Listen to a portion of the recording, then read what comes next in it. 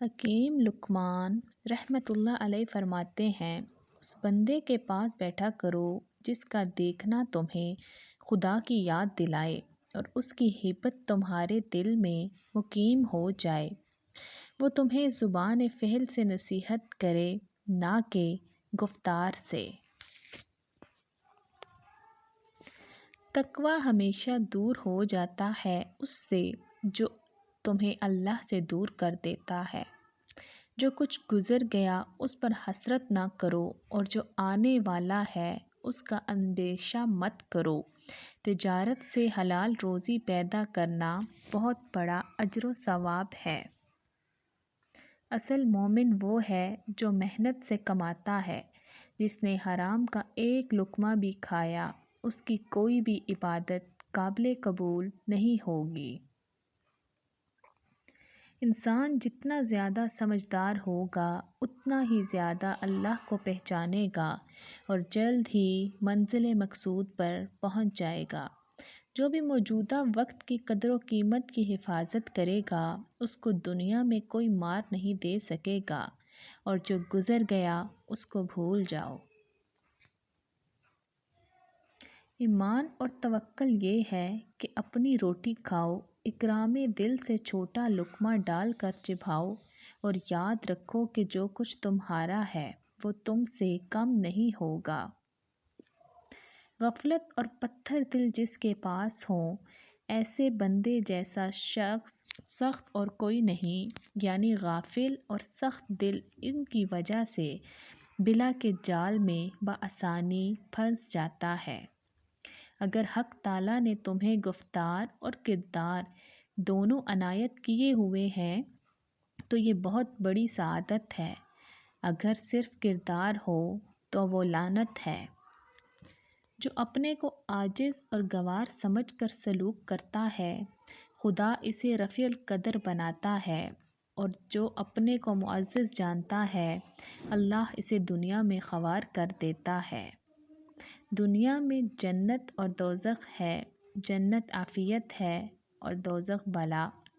عاقل وہی ہے جو اللہ کے لیے تقویٰ کرے اور اپنے نفس کا ہر روز حساب و کتاب کرتا رہے۔ خدا کی راہ کی 4 قسمیں ہیں: تلوار اور کافروں کا سر، حجرہ اور عالموں کی بارگاہ، دسترخوان اور بھوکھوں کا پیٹ، مسجد و نماز۔ اگر کوئی چیز کھو جائے تو دکھ مت کرو، لیکن نیت کا کم ہونا اندیشے کا باعث ہے۔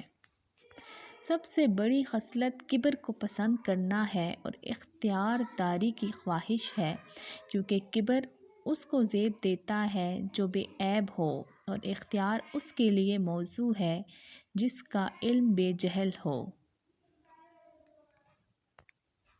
جو علم کا چرچا کرتا ہے تقویٰ کا خیال نہ رکھے وہ بدنام ہو جاتا ہے اور دین سے دور چلا جاتا ہے۔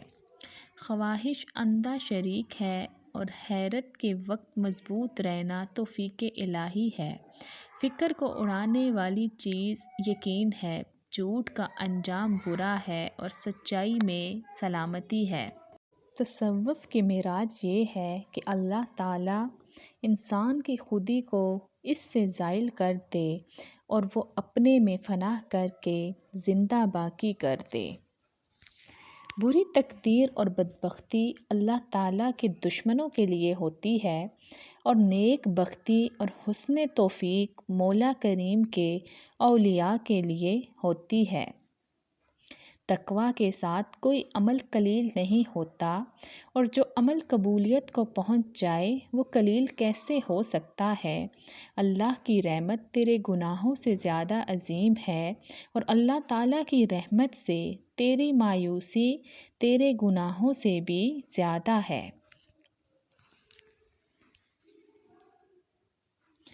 اے بندے، مال و اولاد کی کثرت کی بجائے علم و حلم اور عبادت کی کثرت تیز نیکی ہے۔ حمد و الہی پر توجہ تمہارے لیے نفع مند ہے۔ 3 عمل سخت ترین ہیں: اپنے نفس سے کسی کا حق دلوانا، ہر حال میں ذکر الہی کرنا، دوسرے بھائی کی حاجت کا خیال کرنا۔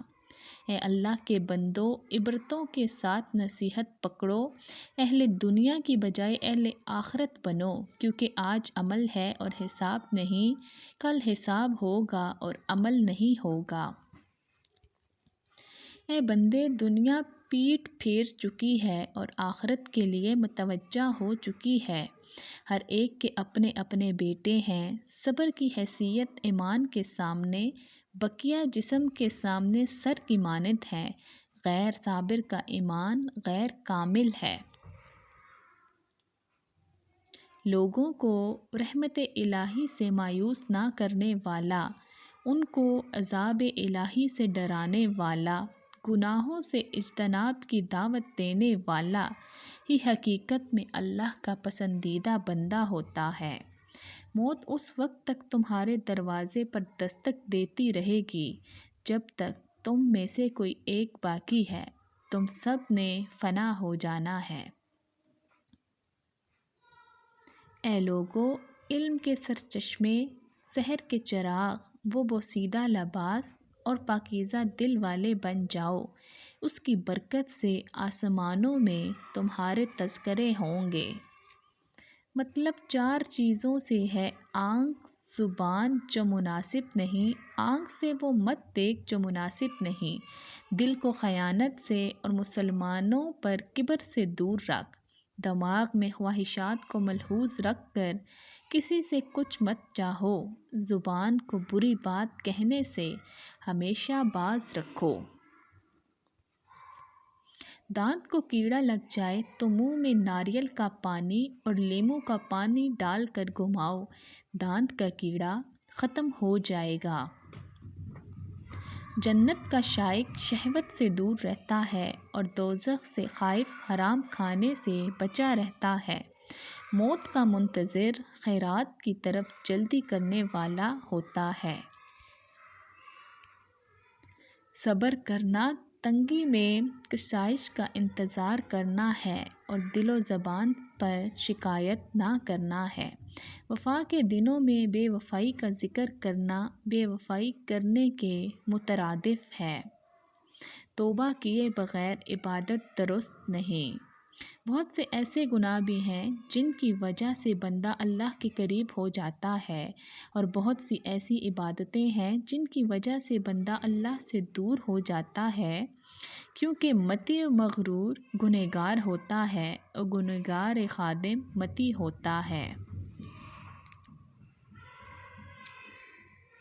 اگر دولت مند ہونا چاہتے ہو تو 5 دانے چاول لے لو، ان پر یا اللہ، یا ہادی، یا وہاب اور یا رزاق 21 بار پڑھو اور 3 بار سورۃ کوثر اول آخر درود شریف پڑھ کر پھونک مار دو اور چاولوں کے دانوں کو جیب میں رکھ لو تو انشاءاللہ بہت ہی جلد دولت مند ہو جاؤ گے۔